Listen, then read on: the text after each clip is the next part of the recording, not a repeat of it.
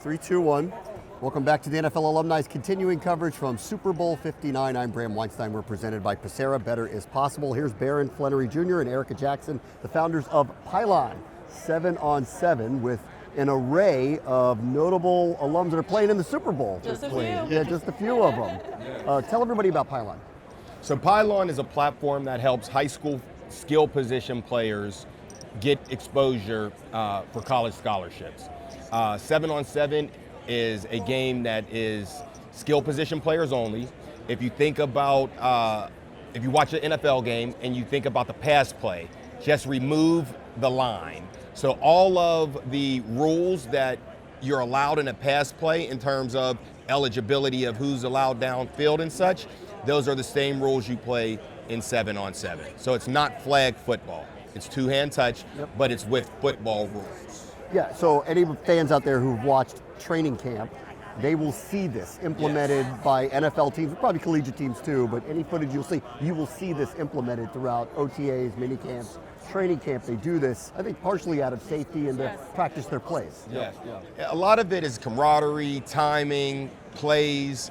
What we've done is we've taken that practice drill and turned it into a club circuit. So 17 years ago, the circuit didn't exist. We created it by calling all of the top players in all 50 states and putting them on state represented teams to play two-hand touch 7-on-7 in a camp environment. And then it exploded from there. So from us calling individuals and placing them on teams, it's snowballed now to where there are thousands of teams globally that now play on the They platform. want to be part of this. Why? Because out of player safety somewhat for younger kids? How do they kind of see it? I think most of it for our athlete is the ability to get recruited from high school to college. Show off explosive skill. Yes, and get exposure. Try to get your star rankings, 4 or 5 star, make it to an All-American game.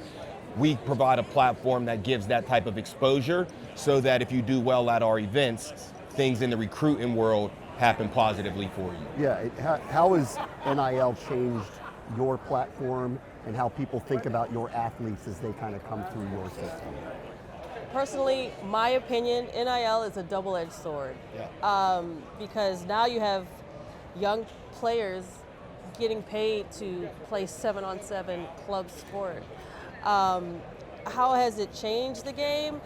I mean, 7-on-7 is very competitive. That's why you see a lot of coaching now that will pay players to come play on their teams. And depending on like where they go, I mean, a lot of teams won't go on a team unless they come to a Pylon event because of the exposure that we give to them. But it hasn't necessarily changed the game as far as what we provide. But I have noticed a change in how stacked some of these teams are because they're being sponsored by anywhere from a law firm to Adidas, right? So it kind of changes the game in that way as far as like who's the better team, who's going to get the Travis Hunter on their team this week, stuff like that. That's what I personally see. So it's complicated the essence of what you were trying to do, which was showcase all of these players. Yeah. Right. But I think that's with anything in growth. We try to keep the main thing, and that's the football. All of the extra NIL and all of that stuff, that to me comes secondary. If you take care of the main thing, which is the football, everything else will take care of itself. So with Pylon, we pride ourselves in making sure that these kids have an environment that focuses on the main thing so that they can go out and just do that. Did you envision this getting this big when you started this? Yes. I did. Yeah, a lot of people did not. Said we were crazy, thought about it. It was an entrepreneurial endeavor that really kicked this off. So it wasn't as much about 7-on-7 not working out as much as it was that Pylon may not be successful. But we never really had those type of thoughts. I mean, I played football. I played for Chip Kelly, Sean McDonald at the University of New Hampshire. And when I got to the school, we were out of 113 1AA football teams. We were maybe 110. And when Until Chip Kelly came along. well, he was there. He was there first. He was there first. Him and Sean. I think it was when I came we got better. Joking, but kind of serious. But no, I got an opportunity to see, 7-on-7 really blossom because Chip Kelly really focused on that as a practice drill. And you saw how that helped you us, and your yes. teammates Yes. get better, Yes. and therefore transferred it Yes. over post your playing Yes. career. That's we, really we, amazing. we ended up the #1 team in the Yeah. Okay, so you start doing this, and now I could read the list. Bijan Robinson, James Cook, Jamar Chase, Jerry Jeudy, players who are taking part in the Super Bowl, Devontae Smith, C.J. Gardner-Johnson, Sky Moore. How did all of these players end up wanting to be part of this? When it first started and we put the teams in place, in that first event, we had those same type of players. This was very new. It took a lot of grit, calling, recruiting. I'm on the phone hours and hours at a time to get the kids to come.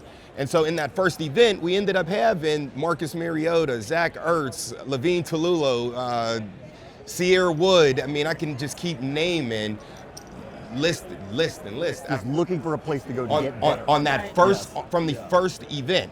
So once you have those guys at your first event, from there it becomes the standard. Now you have to go. Now you have to go. Because you want to Yeah. play against those guys. Yeah, that's incredible, really. For the NFL alumni, how could they get involved if they wanted to? This seems like something that would be a natural place for them to be involved with what you're doing. What happens a lot is you see NFL players actively have 7-on-7 teams. C.D. Johnson, C.J. Gardner-Johnson, he has a team. He played in Pylon, but he has his own team. Trying to think of any. Cam Newton has a team. Ryan Clark Has a team. was working with the bootleggers. Like there's a lot of even active players. They have teams. This is like what they do outside of tackle. Devoted Dreamers. Yeah, Demario Davis. Demario with Davis. Devoted Dreamers. So all these NFL players have teams Yeah. that represent them and their brand, and it's kind of their Aaron give Donald back to out of the community. Pittsburgh, yeah. It's really cool. Erika, Barron, thank you so much for joining us. I Thank you appreciate so it. much Thank for you. having us. Thank you for having Thank us. you. I really like talking about this in the NFL alumni that have played in our events that Yes. have an opportunity to play on Sundays and then go back and give back. It's been cool to watch, really. Very cool. Thank you, guys. Thank you. you. All right.